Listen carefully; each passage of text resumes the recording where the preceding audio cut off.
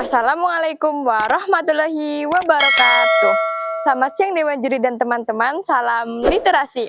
Perkenalkan, saya Safuna Jilarihana dari SMP Negeri 3 Pengadegan. Pada kali ini, saya akan meresensi novel karya Andre Rata yang berjudul Padang Bulan. Orang bilang, membaca karya Andre Rata itu seperti makan sambal terasi. Awalnya bikin pedas di lidah, namun akhirnya bikin nagih. Contohnya pada novel duologi pertamanya yang berjudul Padang Bulan. Andre Rata kembali membawa kita ke langit Belitung yang penuh perjuangan, senyum getir, dan nuansa lokal. Pria kelahiran Belitung ini berhasil meramu antara keajaiban diksi dan bergolkan nasib yang realistis. Mari kita lanjut ke sinopsisnya teman-teman. Berawal dari kisah haru gadis mungil bernama Enong yang terpaksa harus mengubur mimpinya menjadi guru bahasa Inggris. Ia terpaksa berhenti sekolah dan bekerja sebagai perempuan pendulang timah setelah ayahnya meninggal. Kisah lain datang dari Ikal yang mempunyai perjuangannya sendiri. Seorang terpelajar tapi rapuh karena cintanya kepada Aling. Cemburu bergumpal-gumpal dalam perut saat ia mengetahui Aling dekat dengan Zinar. Ikal selalu mencari celah untuk mendapatkan Aling kembali. Lantas, siapakah Zinar? Teman-teman, mari kita analisis singkat novel karya Andre Rata ini. Pada novel Padang Bulan, Andre Rata begitu piawai dalam menyuguhkan karakter tokoh yang kuat dan apik yang berjuang melawan keterbatasan. Tokoh Enong menjadi representasi realita pahit yang dialami banyak anak di daerah terpencil. Pendidikan seringkali harus dikorbankan demi bertahan hidup. Hal ini dibuktikan pada halaman 58 sampai 61 ketika Enong rela bekerja sebagai perempuan pendulang timah. Ikal digambarkan sebagai sosok yang terbelajar, gigih dalam mengejar cinta. Hal ini terlihat pada halaman 116. Sungguh indah, karakter yang digambarkan begitu mengejawantahkan realis kehidupan umumnya. Membaca novel tak lengkap jika tidak menganalisis sudut pandang yang dihadirkan.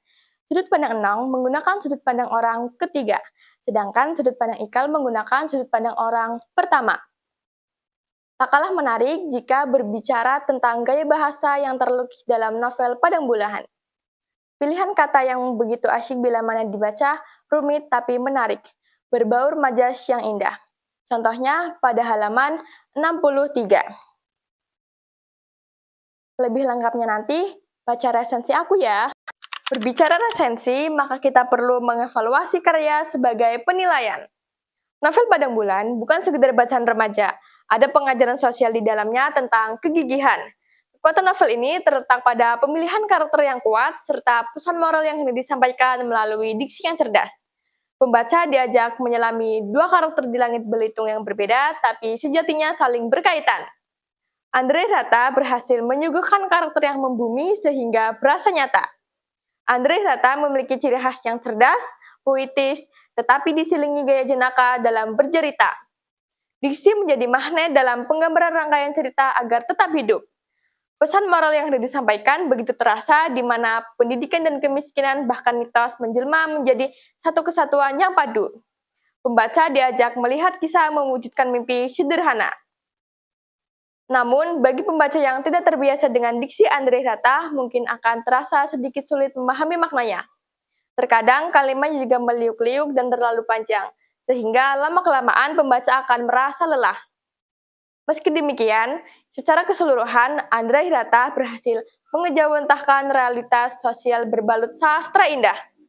Novel ini dapat dinikmati juga menghibur, apalagi dibaca sembari minum kopi di bawah terangnya bulan akan terasa asyik sekali. Jika direfleksikan, maka membaca novel Padang Bulan membuka pintu-pintu baru bagi mereka untuk melihat budaya, diri sendiri, dan memahami cinta dengan cara yang tidak biasa. Novel ini seolah sangat realistis dengan kehidupan sosial, di mana anak yang tidak mampu acap kali harus berhenti sekolah dan bekerja untuk bertahan hidup. Adapun kesimpulannya bahwa Padang Bulan merupakan karya yang penuh warna kehidupan, suka duka, hingga jatuh bangunnya harapan terkesan elok untuk dibaca. Andre Hirata mampu menghidupkan cerita sejurus dengan realis yang ada. Novel ini sangat layak dibaca bagi mereka yang ingin kisah motivasi hidup, tetapi tetap terhibur oleh narasi jenaka penulis. Sekian dari saya. Wassalamualaikum warahmatullahi wabarakatuh.